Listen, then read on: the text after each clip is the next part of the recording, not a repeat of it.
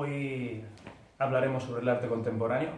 Estamos en Granollers y hoy toca en interior. Otros días hemos ido al bosque, otros días hemos ido al barrio gótico de Barcelona y hoy, para mostrar el arte contemporáneo, lo hacemos aquí, en interior. Muy bien, el arte contemporáneo es aquel que, como la palabra dice, es correspondiente a la época actual, ¿sí? Y se coge como arte contemporáneo a partir del 1945 hasta la fecha de hoy, y hasta que haya otro cambio artístico. Muy bien, anteriormente el arte se concebía como un objeto o se intentaba representar en el arte formas humanizadas, formas simbólicas, etc. Y ahora mismo el arte corresponde a aquello que los artistas creen para ellos mismos que es arte. También se hacía anteriormente, pero actualmente esta forma de representar el arte se ha hecho de una forma muy grande, ¿vale? Cada artista tiene su forma de representar lo que es para el arte y se concibe el arte de diferentes formas muy grandes. Hay artistas muy buenos, realmente muy buenos, que se desconocen, y hay artistas muy buenos también, pero que hacen a veces obras mediocres o obras no tan buenas, que se exponen en diferentes galerías y que son subastadas y vendidas. Muy bien, pues actualmente el arte se entiende como un negocio, ¿vale? Ahora pondremos un vídeo en el cual se pregunta a los diferentes artistas, los diferentes marchantes o expositores de galerías qué es para ellos el arte.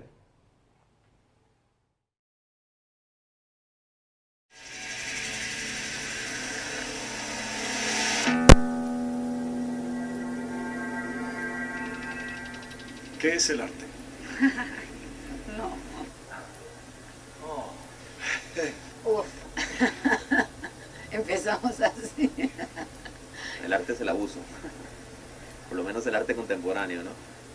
Pues es una buena pregunta. En realidad, Yo creo que eso sería una buena pregunta para los curadores.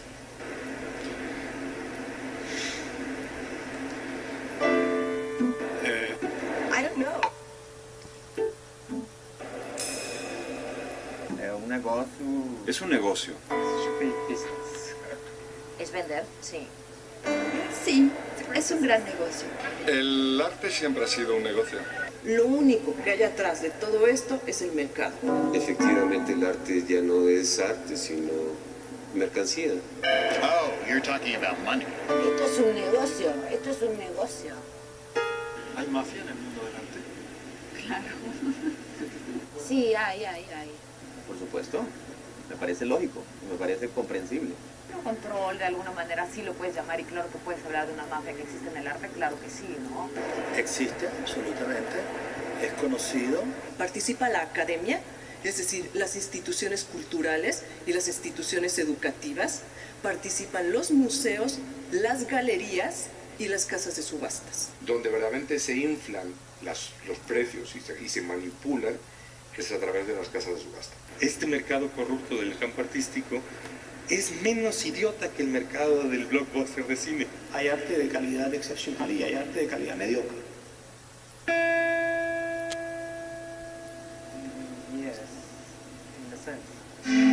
Se ha hecho, sí. Y eso se ha hecho, vamos, como el usar literal, eso se ha hecho muchísimo. Por supuesto, o sea, pero hay mucha gente a la que tienes que engañar. Fácil no es, pero muchos sí lo hacen. Sí, lo que se abuse, ¿qué importa que se abuse? No es que sean falsos, son muy malos. Y alguien los apoya. Pero ¿dónde están los verdaderos artistas? Yo quiero saberlo. Cuando estamos frente a una obra, nos deja en un cierto desamparo, porque creemos que necesitamos entenderla. Cuando la gente no lo entiende es porque no es arte. Sí hay una enorme crisis de creatividad. Enorme. Muy bien, después de ver el vídeo, vemos que ni los propios artistas son capaces de definir qué es para ellos mismos ahora, actualmente, el arte contemporáneo. Y muchos coinciden en que es un negocio. Muy bien. Una cosa no ha cambiado, y es que el arte corresponde a las clases altas. Es decir, Quien tiene arte corresponde a ser una persona de clase apoderada. Eso anteriormente, como hemos dicho antes, no ha cambiado. Antes era parte de la Iglesia, que es la Iglesia que mandaba a la sociedad. Después, posteriormente, seguía siendo de los emperadores, tal, etc. Fue de la burguesía, que era la clase adinerada en aquel momento, en la Edad Media, y actualmente es de los multimillonarios, de aquellas personas que comprenden o tienen diferentes empresas multinacionales y que apoderan un gran dinero. Pues el arte, como otros sectores comerciales, entraron en una burbuja. El arte empezó a ganar mucho dinero, a que las obras suyas se vendieran a un precio realmente estrambólico, brutal, muy por encima del valor que realmente podría tener en su momento, y entre 2003 y 2006 hubo un crecimiento de sus valores del 800%. Eso es mucho. Se llegaron a vender obras de arte por mucho dinero. Incluso en 2008 las ventas que correspondían al arte pasaron a ser de 1,3 billones de euros. ¿Vale? Una barbaridad, suponiendo que las obras de arte se vendían a un precio muy alto. Esto lo podemos ver, por ejemplo, en el siguiente cuadro, ¿sí? Que es el Silver Car Crash de Andy Warhol, que este se vendió por 78,3 millones de euros. ¿Quién lo compraba? La gente que únicamente tenía el poder de adquirir esas obras, que eran los multimillonarios de aquella época, o actuales también. También tenemos, por ejemplo, de Andy Warhol, la 80 millones de euros, que es la turquesa de Marilyn. A su vez, tenemos este también de Jasper Jones, que es el falso comienzo, que se vendió por 80 millones de euros. Y esta bandera también de Jasper Jones, que es la bandera americana pintada, que se vendió por 110 millones de euros. Otro ejemplo, 142,4 millones de dólares, que se vendió en 2013. Y este arte es un arte, como hemos dicho, diferente. Hemos visto que los precios son exagerados en el momento que se vendieron y eran vendidos por los galeristas, ¿sí? Por ejemplo, esto de Andy Warhol, su arte era serigrafía. Él ponía una imagen, la serigrafiaba en metros de tela o metros de fotografía o metros de papel y lo vendía por trozos. Por ejemplo, esta serigrafía se hicieron a lo mejor 130 copias y cada copia actualmente vale cerca de 7.000, 8.000, 9.000 euros. Es un arte hecho en masa. ¿Y qué hacían los coleccionistas o la gente de las galerías? Acumulaba esa obra en grandes cantidades para posteriormente venderlas. Eso quiere decir que el arte se concebía como una especie de mercancía, como una especie de inversión. Eso, claro, comprendido entre el 2003 y 2006, que hubo el crecimiento exponencial del valor del arte, era una forma de inversión. Posteriormente, como todas las burbujas, lo que pasó fue que se desvalorizó mucho el valor de cada obra y bajó hasta un 30% más o menos cada obra. Eso hace que la gente que había invertido en ese sector poco a poco fuese perdiendo dinero. Que actualmente las obras de arte se venden a un precio muy muy alto. Estamos viendo obras de Hertz por 13 o 14 millones de euros o de dólares. Y eso actualmente también es mucho dinero. ¿Qué quiere decir? Que siguen habiendo multimillonarios y que los multimillonarios siguen comprando las obras a gran precio. Eso también pasa, por ejemplo, aparte de Warhol o Jasper Jones, pasa en Hertz, ¿vale? Por ejemplo, Hertz hizo un tiburón, lo diseccionó y lo puso en etanol en una especie de galería y lo vendió por 12 millones de euros. Y también hizo una calavera con diamantes y esa calavera con diamantes valía 75 millones de dólares. ¿Qué pasa? Como hemos dicho, como hemos visto en el vídeo anteriormente, el arte es un negocio y se entiende como negocio. Por lo tanto, son inversiones. Y como inversiones, la gente procura que su producto esté en lo alto del mercado. ¿Quién hace eso? Los artistas, lo hacen los galeristas, los marchantes y los inversores de arte. Vamos a poner un pequeño ejemplo. Yo tengo esta calavera, ¿vale? Y esta calavera, por ejemplo, es esta carta, vale 10 millones de dólares, ¿sí? ¿Qué hacen las galerías? Las galerías compran esa obra o exponen esa obra y posteriormente la sacan a subasta. Cuando esto sucede, la obra, cuando va a la galería, se incrementa el valor y lo que antes valía 10 millones de euros, ahora vale, simplemente por estar en una galería, 20. ¿Sí? ¿Qué pasa? Cuando van a la galería, coge renombre. Cuando sale subasta, esta obra tiene un precio inicial de 20 millones de dólares. Y los inversores, por tal de intentar hacerse con esa copia y de darle valor a la copia, en vez de comprarla por 20 millones, la compran por 100 millones. Con lo cual, esta obra se ha revalorizado.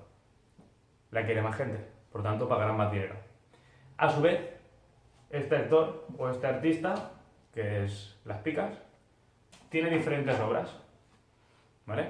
Que a la vez se cogen dentro de la galería y todo aquello que antes valía 1 millón de dólares o 1 millón de euros, simplemente por el hecho de comprarla la otra a un valor muy por encima de su mercado, lo que hacen las otras obras es que cogen valor y en vez de valer 1 millón, valen 10.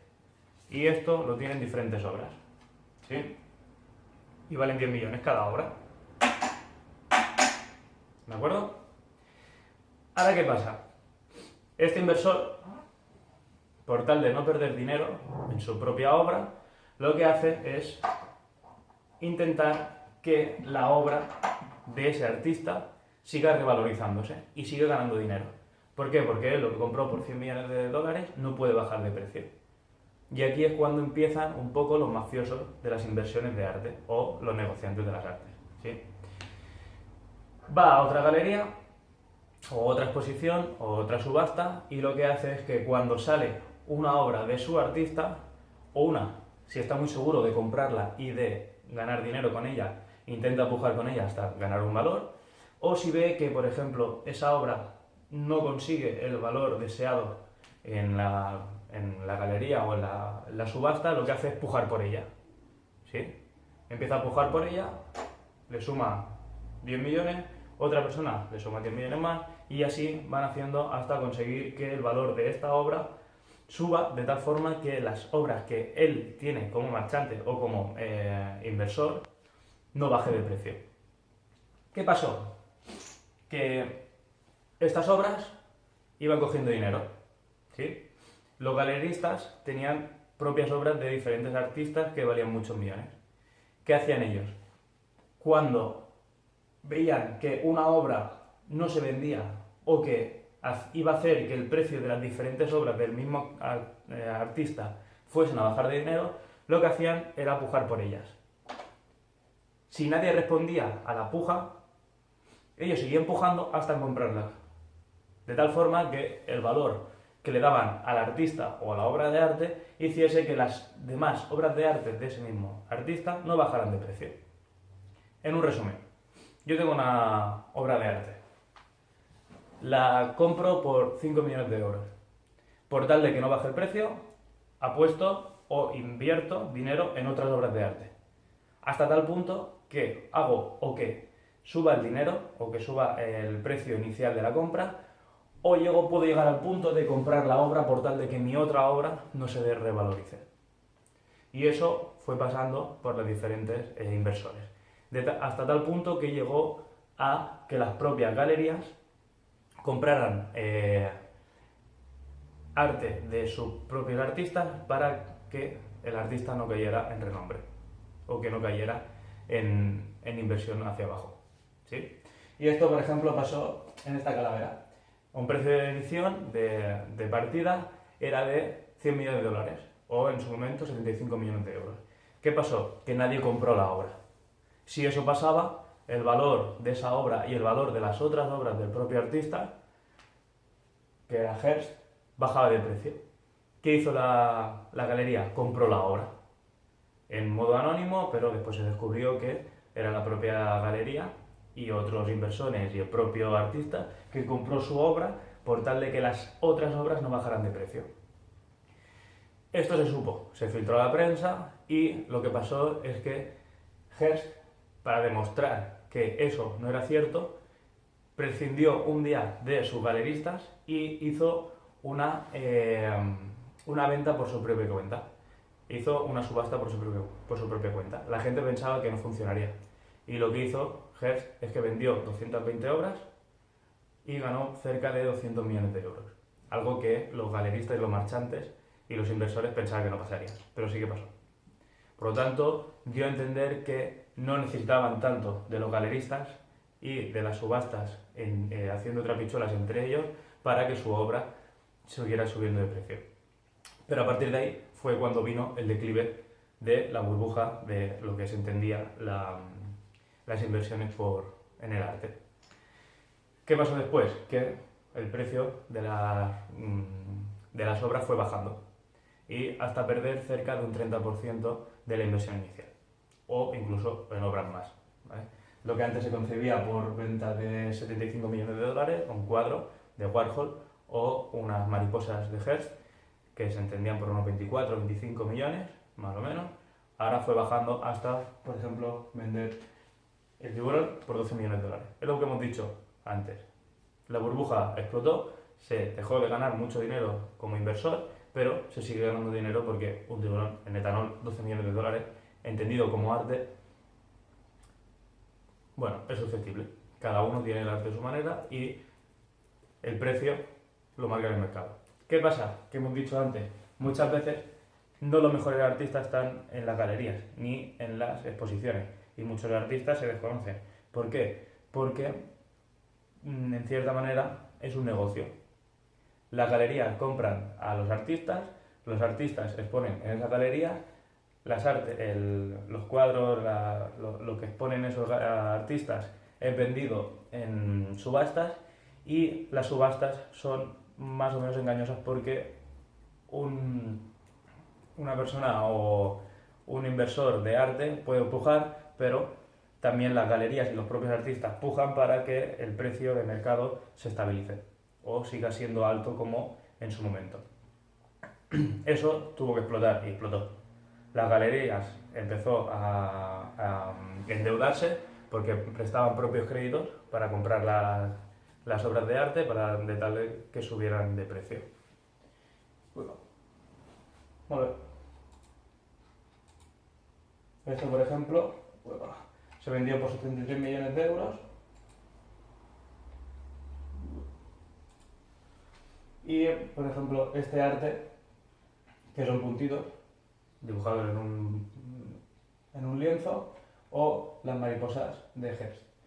¿Qué pasa? Que esto es muy fácil de copiar y la única forma de saber si es verdadero o es falso es un papel que te da la propia galería certificando que el cuadro que tienes es auténtico.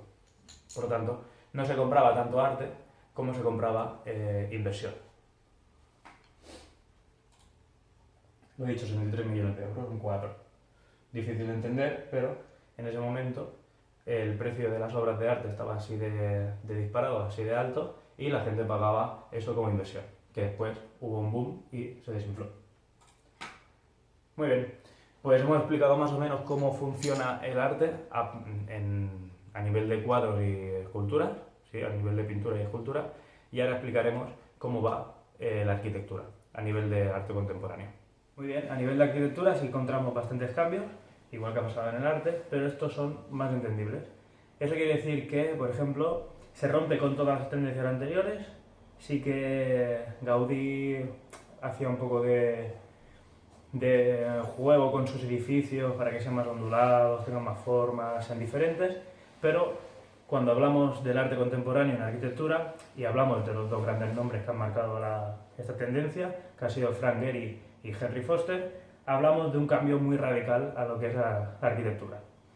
Rompen con todo lo que es comercial, con todo lo que la gente entendía como diseño de edificios y imponen su ley o imponen su arte, con lo cual el edificio se convierte en una obra de arte como tal. Eso a veces por otros arquitectos o personas que escribían para revistas o periódicos, no estaba bien visto. Pero ellos tenían esa imagen, tenían esa idea y triunfó en lo que es la época contemporánea, que es la época actual. ¿Sí? Lo dicho, rompen con la forma, rompen con el diseño de los edificios, rompen con la luz y crean su propio estilo o su propia arte arquitectónica. Muy bien, ellos utilizaban sobre todo material reciclado, material de construcción, material que se podía encontrar en una industria que era de fácil acceso y por lo tanto también que era un poco más económico. Eso no quiere decir que los edificios fueran baratos, porque eran los más caros del mundo, pero sí que es verdad que eran muy ecologistas en esa forma. Utilizaban todo lo que era material reciclado, todo material barato, hecho gran masa, y por lo tanto eso abarataba los costes y ayudaba también al medio ambiente. Muy bien, lo dicho, teníamos dos nombres, uno de ellos es Frank Gehry. Frank Gehry empezó a estudiar cerámica cuando vio su maestra o su profesora que tenía arte en eso. Lo que hizo fue recomendarle ir a la universidad. A Frank le gustó mucho la idea y por lo tanto fue a la universidad. Bajo la desaprobación de muchos de los profesores que tenía, por el hecho de tener una cultura diferente, era judío, lo que le decían o le privaban era del hecho de intentar ser arquitecto y le ponían muchas trabas. Aún así, él siguió adelante y empezó a coger su estilo. ¿Qué pasó? Él empezó a construir para gente. Empezó a construir los edificios que normalmente siempre se han entendido como edificios o arquitectura. Y a él no le gustaba eso, no era su pasión, lo encontraba aburrido. ¿Y qué hizo? Un día cogió, habló con su director y dijo que él no iba a construir más edificios con esa forma, que iba a construir los edificios que él consideraba que eran arte y, por lo tanto, que dejaba de trabajar con la arquitectura que estaba trabajando anteriormente y pasaba a sus propias normas. Esas propias normas se podían ver en su casa, la cual la compró y empezó a rediseñarla para que fuese a su gusto. Él juega mucho con la luz, tanto a nivel exterior, porque el material que utiliza y las formas que le da a los edificios son diferentes y lo que hace la luz es deslizarse por ellos y hacer que se vea, depende de dónde estés, de diferentes formas y que la luz le dé color o le dé una forma diferente al edificio según la hora del día y según la ubicación en la que te encuentres.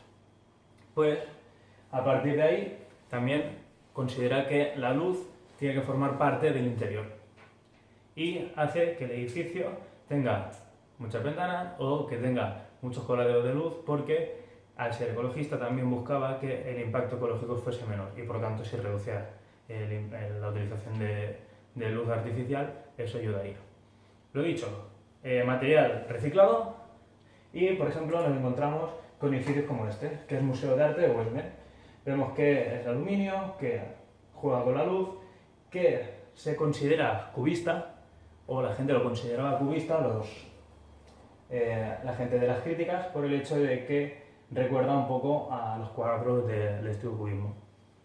Él trabajaba con un grupo de profesionales que los consideraba familia suya y lo que hacía era que él tenía una imagen, tenía una idea y la exponía ante ellos. Y ellos se lo llevaban. Cogían, rehacían la obra, ponían de su parte y entonces era Gehry cuando ya empezaba a darle forma al proyecto. Una vez le preguntaron de dónde sacaba las ideas él y él dijo que las sacaba de todos lados. Un ejemplo que puso en el vídeo que hemos visto es que él se imagina el cubo de basura con los papeles y se imagina el espacio que puede haber dentro del cubo de basura. Otro ejemplo que pone es que sin querer, con las cosas que va visualizando, la memoria suya lo retiene, su subconsciente, y con eso lo que hace es que crea diseños.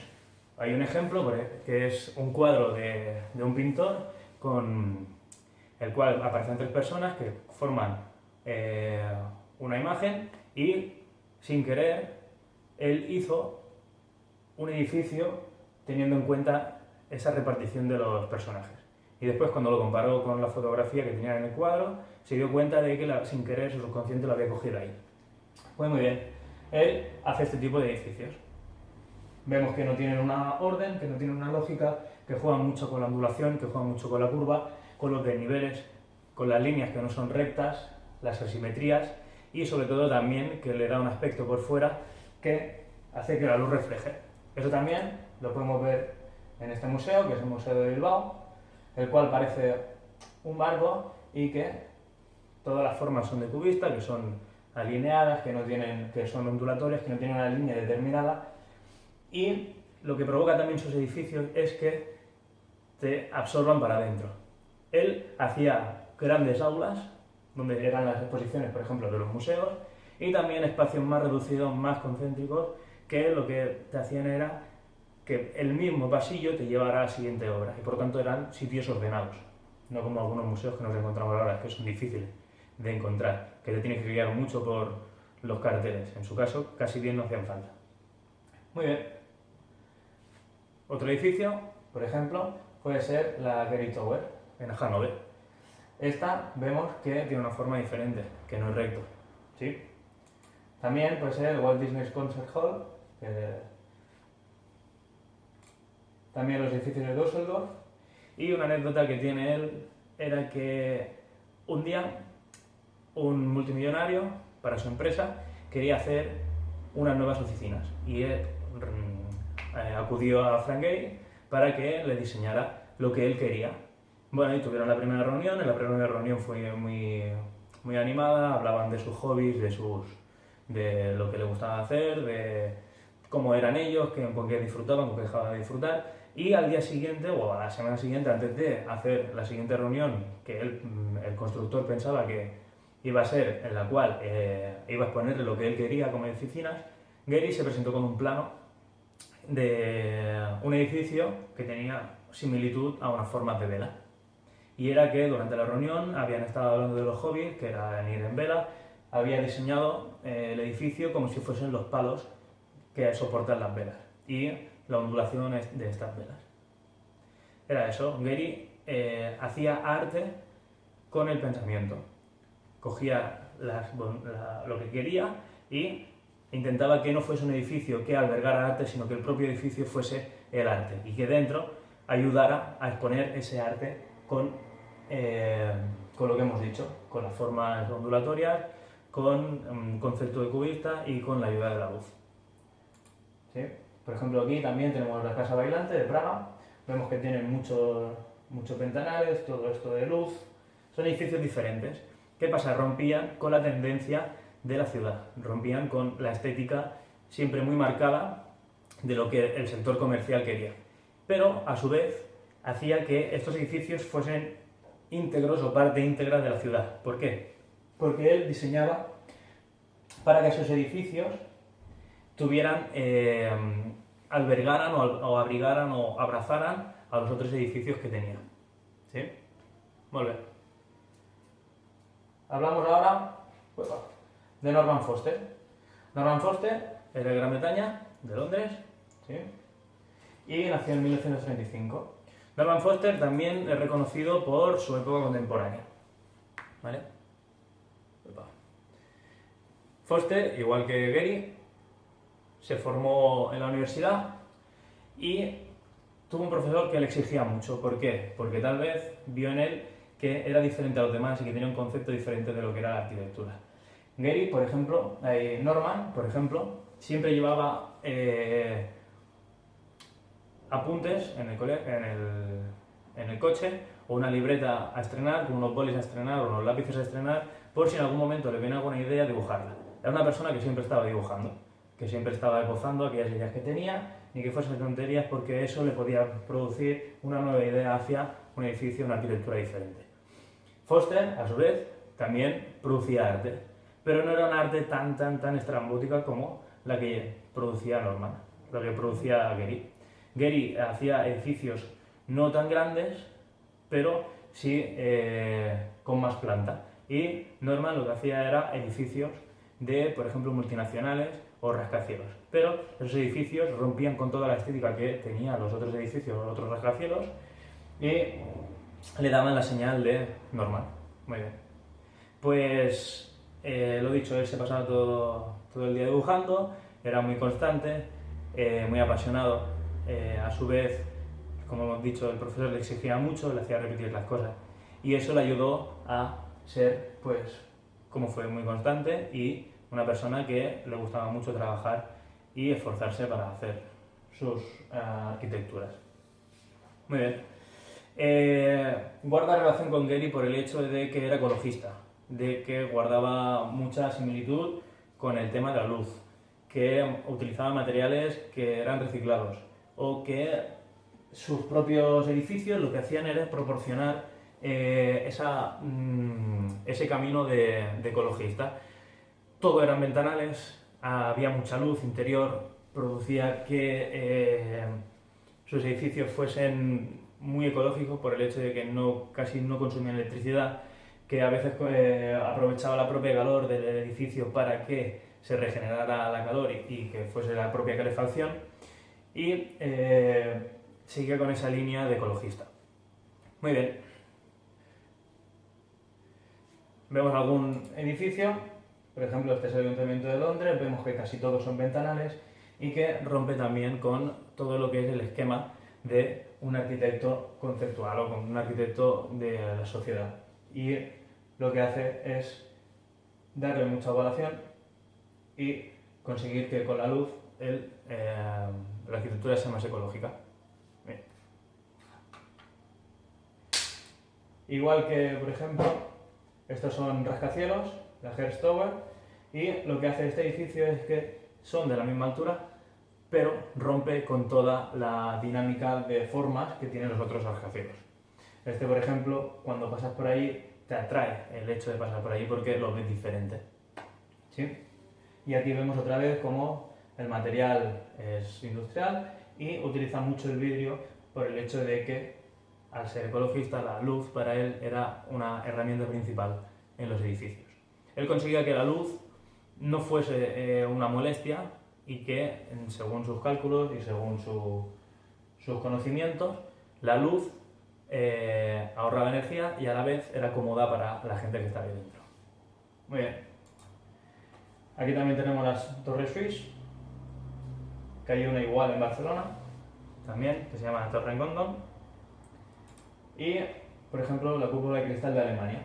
Esto, como hemos visto, todo de cristal, que facilita pues eso, el ahorro de energía. A su vez, tiene aquí una pantalla interior que va dando vueltas según la hora del día para tapar directamente el sol y que por lo tanto el sol no fuese un impedimento visual o no fuese un engorro por tal de ser todo de cristal. También se le concebían muchos otros proyectos, como fue en Alemania, la reconstrucción del Parlamento, y por ejemplo en Pekín hizo hace poco un aeropuerto.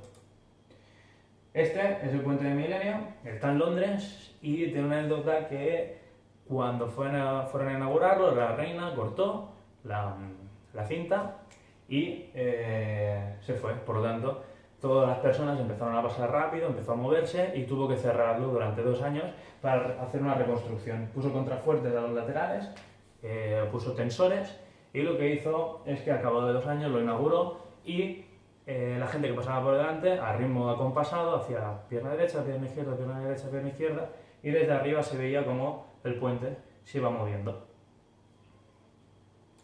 ¿Sí? Este es el aeropuerto de Pekín y es un aeropuerto que es totalmente ecológico porque es todo de cristal y cuando tú entras al aeropuerto ves todos los aviones puestos en fila como si fuesen a despegar. Es un aeropuerto que no te lía. Cuando llegas allí tiene mucha funcionalidad por el hecho de que cuando normalmente hay muchos embarques, muchas puertas, hay muchos pasillos, muchos carteles, él en sus edificios, igual que pasaba con Gehry, son edificios que te guían hacia donde quieres ir. No hace falta que estés pendiente de los carteles ni de pensar dónde quieres ir, sino que simplemente con ir hacia allí ya sabes que estás yendo bien. No hace falta que pienses directamente en ello. Y él lo que consiguió era que entraras por la puerta y directamente por una sola puerta de embarque fueses a parar a todos los embarques o todos los aviones que había. Y nuevamente es de cristal. ¿Sí? Esta bastante ecologista la tenía con mucho hincapié en todos los edificios, de tal forma que hubo una vez que con el propio calor de los ordenadores lo que hacía era recoger esas emisiones de energía y las concentraba para que fuese la calefacción de todo el edificio y no tuviese que gastar en electricidad. Muy bien, pues hemos visto a Frank Gehry, hemos visto a Norman Foster y vemos cómo rompen con todo lo que era anteriormente el patrón de arquitectura y entienden el arte a su forma y hacen de los edificios una propia forma de arte, una propia arquitectura artística. Muy bien, pues esto es todo. Hemos visto el arte contemporáneo, hemos visto las pinturas y las esculturas, que tienen un poco una basante, un camino comercial de inversión y con el cual se ha especulado mucho, se ha jugado mucho y eso ha llevado que galeristas, marchantes y los propios artistas pujaran por sus propias obras para ser más reconocidos y por lo tanto ganar más dinero con esas obras. Hay muchos galeristas o hay muchos artistas muy buenos que no aparecen dentro de las galerías y muchos artistas también muy buenos que venden todas sus obras, tanto si sean perfectas como si sean mediocres, y que se hacen a masas. Los inversores las compran, las acumulan con el fin de que posteriormente haya un boom de la subida de precios o que ellos mismos lo creen por las mafias que tienen montadas y revaloricen las inversiones que han tenido. Y a nivel de arquitectura, lo he dicho, Norman Foster y Gehry, que son unos grandes artistas que rompen con toda la tendencia anterior y crean lo que es el contemporáneo, lo actual. Muy bien, esto es todo, muchas gracias y nos vemos pronto.